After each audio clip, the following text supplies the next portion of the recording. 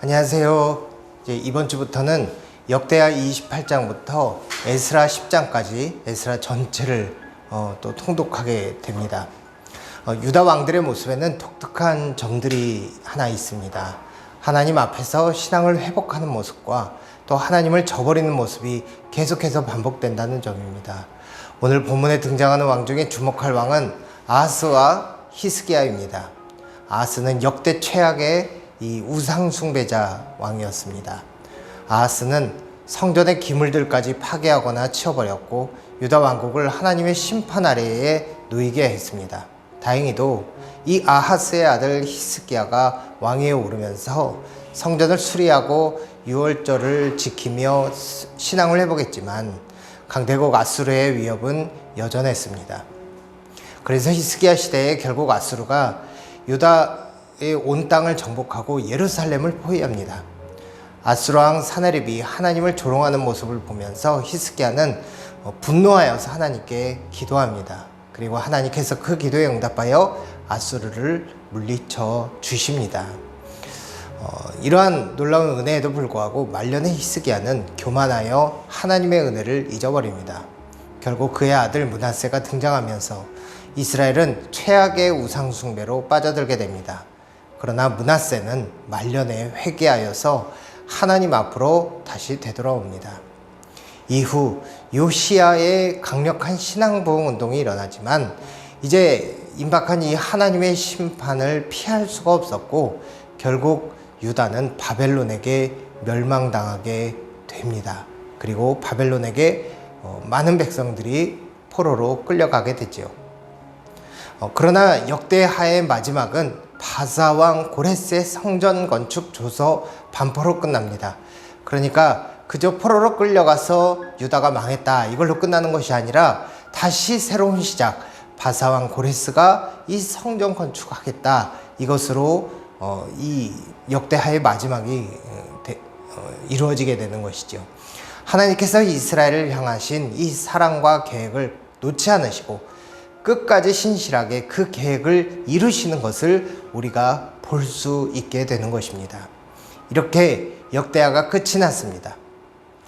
돌이켜 생각해보면 애굽을 탈출하고 가나안을 정복하며 정착한 이스라엘 백성들이 이제 사사 시대를 거치고 마지막 사사인 사무엘 때에 사울 왕이 세워지고 또 그 뒤에 다윗 시대에 찬란한 역사도 등장했습니다. 솔로몬을 거쳐서 왕국이 또 그 뒤에 분열되게 되고 그리고 나서 드디어 북이스라엘과 남유다가 다 멸망했습니다. 북쪽과 남쪽의 모든 백성들이 각기 포로로 다 끌려가 흩어졌습니다. 그런데 여기서 차이점이 있습니다. 북이스라엘을 멸망시키고 포로로 끌고 간 아수르의 정책은 이 포로들을 제국 전역에 흩어놓았지만 남유다를 멸망시킨 바벨론은 그들을 흩어놓지 않고 외곽에서 바벨론의 중심부로 그들을 이주시켰습니다.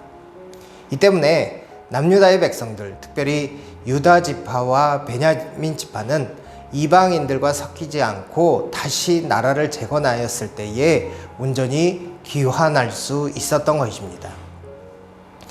이제 이 에스라 1장은 바벨론을 무너뜨린 바사 왕국 고레스 왕이 조서를 내려서 유다 백성을 자기들 땅으로 되돌아가게 하는 장면으로 시작합니다. 역대하의 마지막과 에스라의 첫 장이 같은 내용이 되는 것입니다. 스룹바벨의 인도로 예루살렘으로 돌아온 이스라엘 백성은 성전을 다시 지으려 합니다. 그러나 성전 건축을 방해하는 무리의 방해로 공사는 꽤 긴 시간 동안 중단되게 됩니다. 그러나 선지자 학개와 스가랴가 백성을 독려하고 스룹바벨이 왕에게 공사 재개를 청원합니다. 스룹바벨의 상소를 받은 바사왕 다리오는 성전 건축 재개를 허락하는 칙령을 내리고 성전은 우여곡절 끝에 완공이 됩니다. 또한 학사 에스라가 하나님의 말씀을 가르치기로 결심하고 예루살렘으로 돌아옵니다. 비로소 언약 백성의 정체성이 회복되게 되는 것이지요. 에스라는 백성들에게 율법을 가르치고 다시 언약을 선포하여 이스라엘 백성이 언약 백성이라는 정체성을 회복하도록 이끌게 됩니다.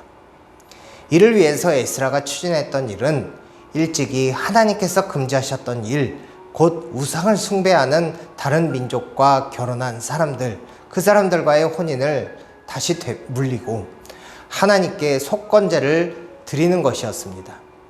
에스라서는 이스라엘이 하나님 앞에 결단하는 모습을 보여주면서 또 다른 회복을 향한 기대를 품게 하며 끝이 납니다.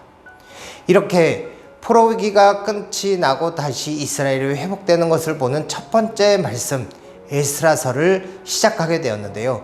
이 말씀을 읽으며 우리 삶에도 불가능해 보이는 것들이 하나님께서 개입하시고 그래서 회복시키시고 다시 일으키시는 것을 눈으로 목격하며 우리 성도님들도 믿음을 붙잡을 수 있는 성경 통독의 시간이 되실 수 있기를 간절히 바랍니다.